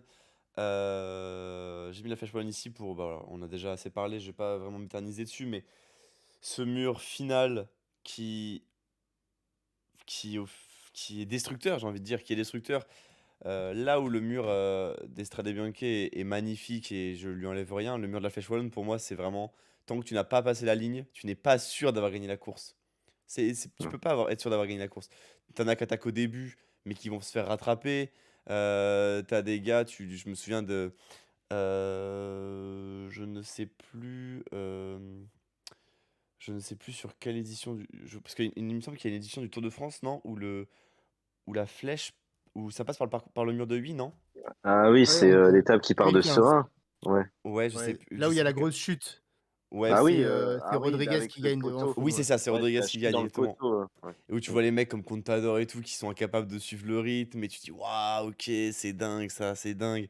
Et les écarts, le fait voilà, il faut s'accrocher, t'as fini le mur, mais le lactique il est là, il va rester jusqu'à la fin, et c'est complètement fou. Je trouve que les scénarios de course sont complètement dingues, et même si c'est que, bah voilà, c'est que 1 à 2 km de course, mais je trouve que c'est les 1 à 2 km de course les plus intenses quasiment que tu peux vivre dans la saison. C'est exceptionnel le déroulement. Alors certes, ça a été monopolisé pendant des années par Valverde et puis aussi par Alaphilippe, mais ça reste quand même, voilà, cette édition 2024 hein, nous montre un peu voilà, la puissance que peut avoir cette course. Avec, bah voilà, on a vu avec des conditions horribles, en fait, la course est encore tout aussi magnifique, voire même les plus. Et ouais, bon, la Flèche Wallonne, j'attends toujours cette course et c'est d'une simplicité destructrice, j'ai envie de dire. C'est juste une course avec un mur à la fin et bah bonne chance. Mais Le mur c'est est tellement parfait. Parce qu'il y a ouais. ce petit 50 mètres de replat à la fin. Oui, c'est ça. Et tu vois, mais Oui. c'est tellement Ouais. dur à la fin. Ça semble Mm. tellement Oui, dur. parce que quand tu dois avancer avec ton tout petit braquet sur du 50 mètres, Ouais, alors là, ouais. puis c'est une Mais rare course où le top 10 est vraiment intéressant, tu vois. oui, Genre, tu vois, tu regardes pas pour le vainqueur et après, vite fait, tu t'intéresses au podium. Là, vraiment, même le mec qui se tape pour une 9e place, quoi. ouais, c'est trop beau. Puis tu sais, ils arrivent un peu décousus, puis avec l'effet de la caméra, tu les vois un peu arriver petit à petit. Et Ouais, tout c'est trop trop écrasé comme classe. Ouais, ça, exactement. les mains en bas, là, ils sont en mode à l'aide, donnez-moi un bidon. Tu vois sa tête qui sort, tu fais mais non, c'est pas possible, mais regardez, oh non, sérieux. Quand la Philippe, il vient mourir en deuxième place je crois que c'est en 2016, là, tu sais, où tu le vois revenir et il tape sur son guidon, il fait non, c'est pas Ah possible. oui, ouais, ouais. Et tu dis ah Mhm. purée, mais c'est bon, la prochaine année, ce sera pour toi, etc. Enfin, tu vois, c'est toujours des scénarios comme ça et je trouve ça vraiment trop, trop agréable. Et merci, C'est clair, merci, merci la Belgique c'est pour vrai. ça. Faut le dire, la Belgique. Merci, la Belgique. Merci à vous de nous proposer des magnifiques courses. Messieurs, Là, on a euh, les deux mêmes, je pense, je hein. pense qu'on a les deux Enfin, pas dans mêmes. quel Ah, ordre, je pense qu'on mais a les deux mêmes, mais après, voilà. Est-ce que vous voulez qu'on fasse un truc un peu différent? C'est-à-dire qu'on fasse un débat pour savoir pourquoi lui est en un et pourquoi l'autre est en 2? Ça peut être intéressant. voyons si on est tous d'accord déjà. C'est vrai, Oui, c'est déjà, vrai. déjà, c'est parce vrai. que si on est tous d'accord, Un c'est vrai que sur les classique deux, on Grand a dit, Besançon doux, évidemment. bien sûr. Le premier, j'ai envie de dire, sans dire l'ordre forcément, mais le premier, Tour des Flandres.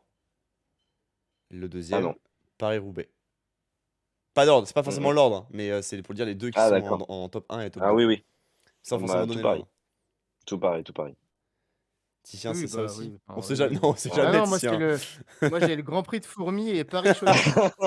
J'ai le Grand Prix de Denain et la classique Cholet et Loire-Atlantique. Puis Paris-Camembert.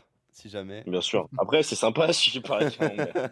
Ouais, c'est sympa, mais bon, là, c'est quand même, Tour C'est des vrai. Flandres, Paris-Roubaix, c'est Autre c'est Ouais. le standing. mé c'est le vélo, quoi. Eh bien, Ah messieurs, ouais, y a pas mieux. oui, clairement. Alors, clairement. Monsieur, quelle est la course qui est en deuxième place chez vous? Le Tour des Flandres. Ah là là, moi, j'ai mis Paris-Roubaix en deuxième. Eh Aïe, aïe, bah, aïe. moi aussi, j'ai mis Paris-Roubaix en deuxième.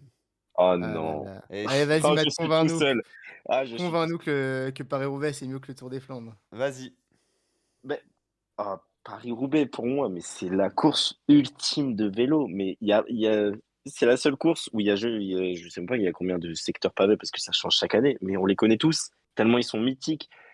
Que ce soit Auchy, les Orchies, Canfin en Pével, Mons en Pével, Aveluy, la Trouée d'Arambert, mais le secteur de Walhem-Aers, le dernier, là où après ils foncent vers le Vélodrome et tout. Puis c'est ce finish en Vélodrome. Il y a que ça. C'est unique ce finish en Vélodrome. Et puis c'est toujours des courses mais extraordinaires. Mais c'est juste. Mais quand je regarde ça, mais même s'il y avait une domination à 150 km de l'arrivée, bah, c'est toujours hyper agréable à suivre parce que il y en a souvent. En fait, même quand un coureur est hyper au-dessus de l'autre, et bah en fait les pavés c'est tellement dur et puis il y a tellement de facteurs techniques, que ce soit sur la pure technique du coureur et puis bah, les problèmes de dérailleur, les crevaisons. L'édition 2021, je sais pas si j'ai besoin d'en parler, mais c'est sûrement l'édition d'un monument la plus légendaire des 10 dernières années, Ouais, ouais. même si le vainqueur est horrible à la fin. Mais ça n'engage que moi. Mais enfin, Paris-Roubaix, moi, j'ai grandi avec ça.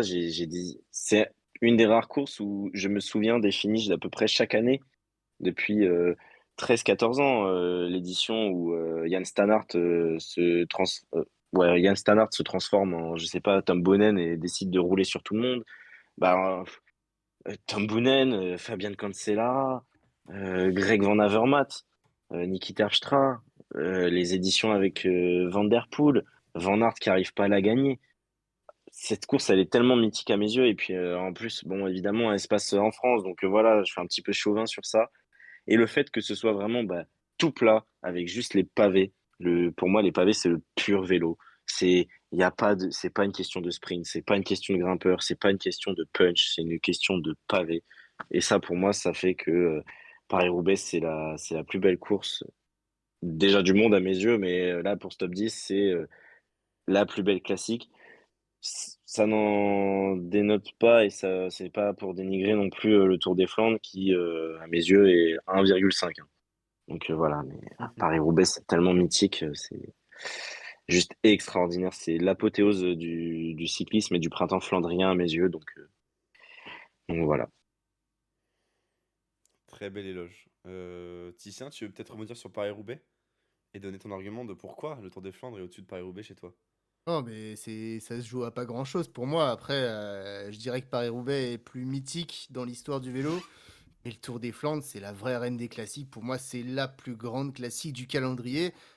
Bah, parce que c'est le meilleur coureur qui l'emporte. En fait, c'est tellement dur cette course avec les monts. C'est forcément, tous les coureurs te le diront, c'est forcément le plus fort qui gagne à la fin, malgré une course qui reste quand même magnifique, mais vraiment incroyable chaque année.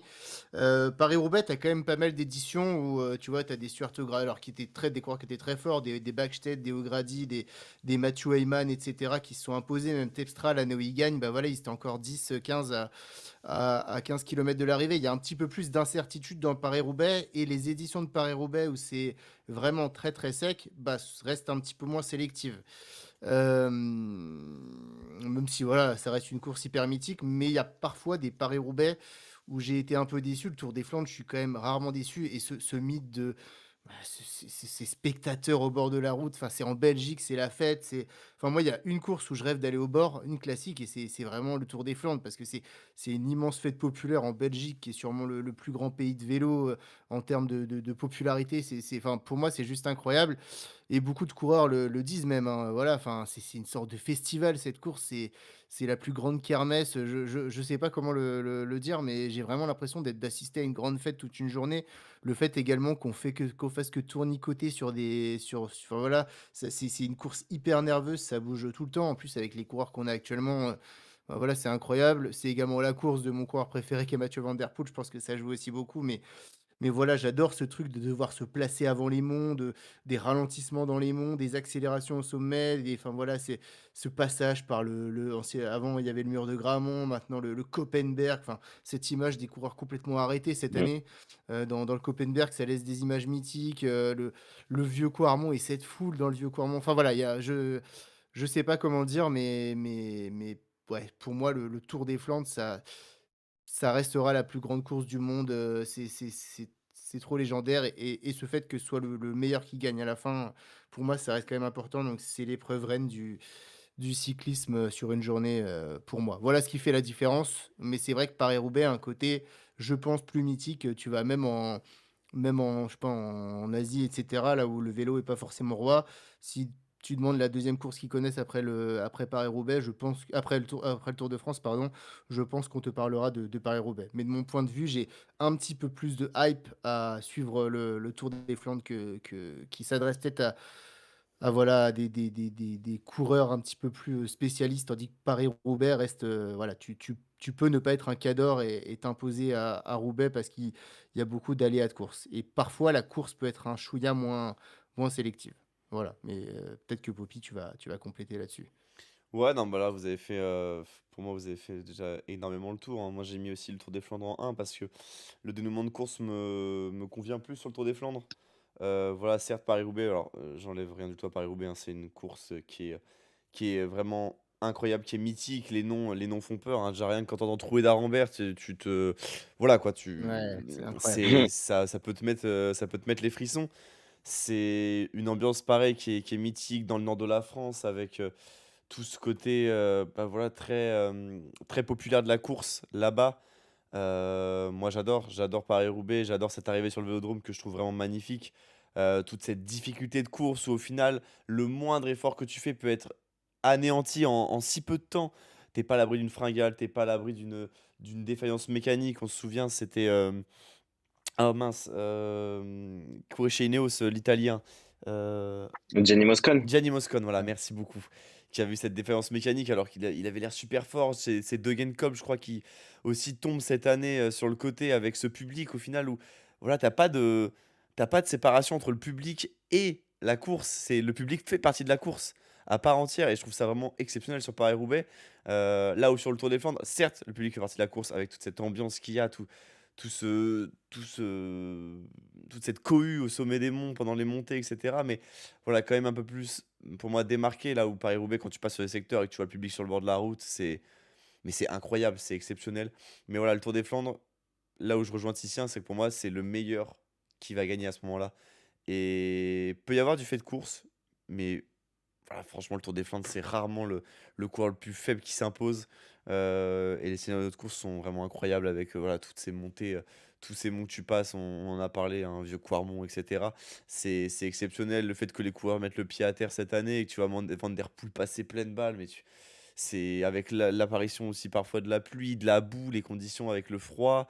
C'est une course incroyable et le dénouement du Tour des Flandres, moi, me tient beaucoup plus en haleine que le dénouement de Paris-Roubaix, malheureusement.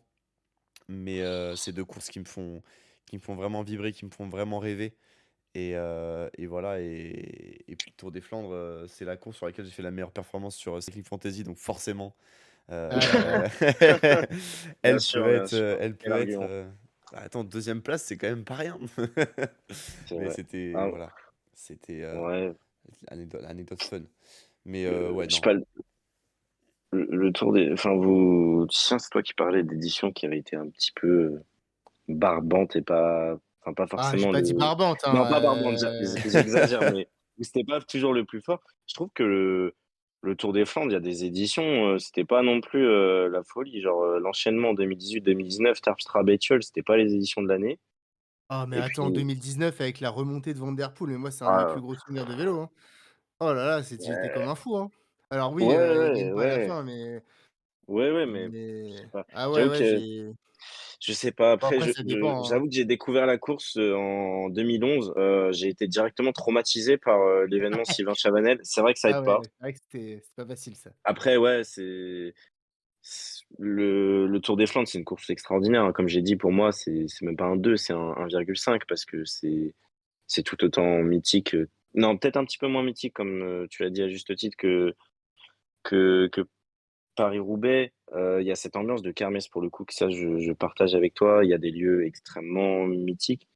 Avant et c'est vrai qu'il y avait le Grammont, le Koppenberg, enfin il y a puis cette arrivée à Oudenaarde, voilà, rien que Oudenaarde, c'est pareil que Roubaix, hein, ville mythique, du vélo. Tu dis à n'importe quel suiveur, Oudenaarde, il sait à quoi ça correspond. Après je trouve que Paris-Roubaix, non, il y a autant de suspense que sur le Tour des Flandres. Je pense à l'édition, remportée par Van der Poel où, Van Aert est tout aussi fort enfin, presque aussi fort que lui et puis, évidemment, comme c'est Wout van Aert, il a sa crevaison à la sortie du carrefour de l'Arbre. J'avoue qu'il y a tout autant de suspense. L'édition 2021, elle est remplie de suspense. Les années, où c'est, Omega Pharma slash Quickstep slash, De Koninck, heu, on savait que c'était à peu près eux qui allaient gagner, mais on savait pas c'était lequel coureur et ça, j'avoue que voilà, Paris-Roubaix, ça m'a tellement marqué en tant que ado, j'étais obligé de le mettre en un quoi, mais ouais, le Rond 2, c'est tout autant mythique, quoi. C'est limite s'ils pourraient partager la palme, tellement les courses sont extraordinaires. Donc voilà. Mais par contre, pour moi, à mes yeux, la meilleure édition du Rond 2, ça reste, 2017 avec la victoire de Gilbert, parce que ça, voilà, parce que Philippe Gilbert. Eh bien, très bien, messieurs. Si vous n'avez plus rien à ajouter, je pense que nous pouvons conclure ce top 10 des classiques. Donc n'hésitez pas, surtout hein, en commentaire, à nous expliquer vos choix, à essayer de débattre aussi. Est-ce que vous avez mis Paris-Roubaix et le Tour des Flandres en numéro un et en numéro 2? Est-ce que vous avez mis un peu des courses à l'affect, comme Matt avec par exemple le Grand Prix La Marseillaise? Est-ce que vous nous avez mis les Strade Bianche dans votre top 5? Voilà, n'hésitez pas à nous dire tout ça en commentaire et même à nous dire un petit peu vos top 10, pourquoi pas, et vos idées de top 10. C'est toujours un plaisir de lire tout ça. N'hésitez pas évidemment, hein, classique, à vous abonner, à activer la petite cloche, à nous suivre sur les réseaux, à aller lire les articles de la rédac qui sont vraiment exceptionnels et qui nous transportent en fait, hein, finalement. C'est un peu, quand on lit les articles du passé, c'est un peu notre manière à nous de voyager. Donc n'hésitez pas à aller faire un tour sur tout ça. Messieurs, je vous souhaite eh bien, une bonne soirée à vous. Ah merci Eh pour, ben, ton ouais. animation. Avec grand C'est vrai, plaisir. c'était super sympa de discuter tous ensemble de courses, qui nous plaisent tous au final. Parce que vive le vélo et vive la Belgique. C'est ça. T'avais dit vive l'Italie aussi tout à l'heure, hein. Oui, c'est vrai, mais je suis citoyen du monde, j'aime tout le monde. Vive le monde du vélo, quoi. Ouais, voilà, Sauf les critériums, évidemment. Vas-y. évidemment. Ben Matt, merci hein, pour ta première participation sur Écrase les pédales aussi. Ah bah, c'était un grand plaisir Ouais, vraiment une belle première. j'ai adoré. Ouais, c'est vrai, vous pensez que je peux gagner Paris-Roubaix maintenant? Oui, Sur Cycling Fantasy évidemment. bien Non, sûr. là Eh ben écoute, On on se verra ça dans suivra. quelques mois. ouais, c'est vrai. C'est Tout, vrai, c'est vrai tout le et monde va j'ai te pas suivre. fini loin de toi en plus, hein, alors que j'ai commencé plus tard. Donc, C'est qu'il est Eh ben il est vraiment écoute, performant. Tiens, je t'ai pas remercié, hein, mais merci quand même de toutes tes participations. Mais c'est comme c'était pas ta première. avec, avec plaisir. Et sur ce, messieurs, on va se souhaiter une bonne soirée, bonne journée, peut-être aux auditeurs et auditrices qui nous écoutent. Bonne fin de matinée, bon fin de ce que vous faites. Prenez soin de vous, pensez à vous alimenter parce que la fringale guette. À bientôt. Ciao, ciao. Salut les copains! allez, ciao, ciao. Et allez, Romain Bardet!